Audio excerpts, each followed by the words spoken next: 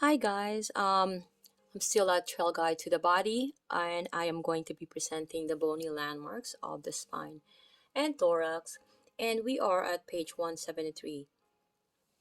Okay, looking at image of 4.18, showing an anterior view of the thorax.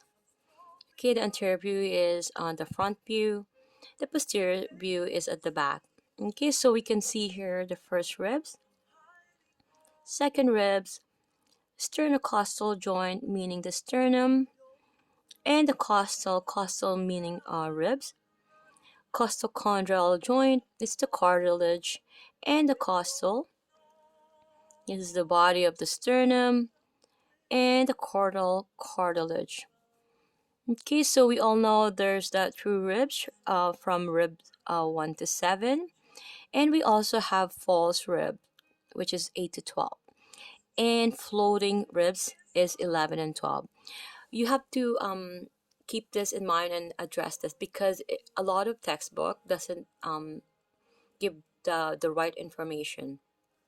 So far this is accurate in terms of in the therapist.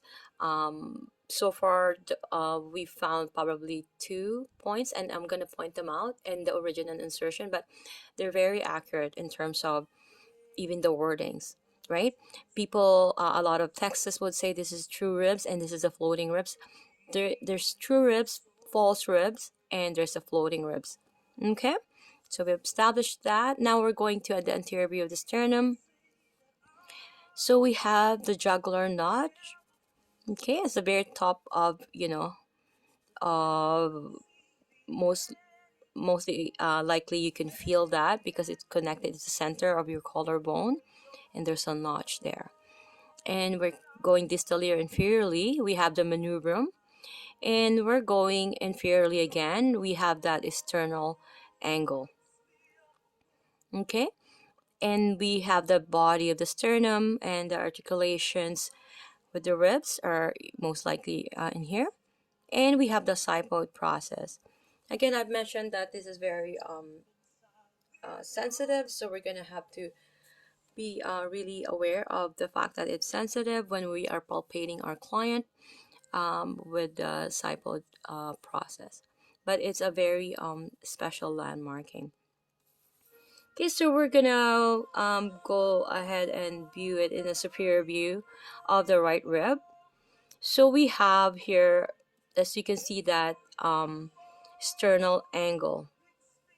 Okay, and we have here the angle.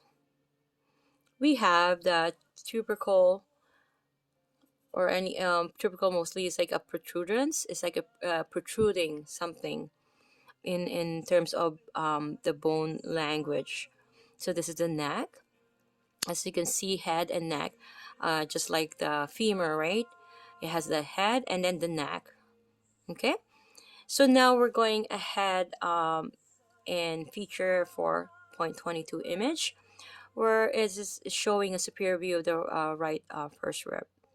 Okay, you see how it's after the collarbone. My apologies, the collarbone, right? This is the group for the subclavian artery and vein.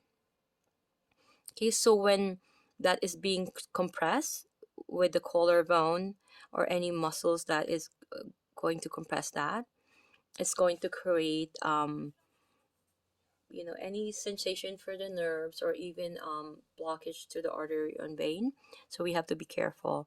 Okay, so again, the head, neck, and the tubercle and the superior view.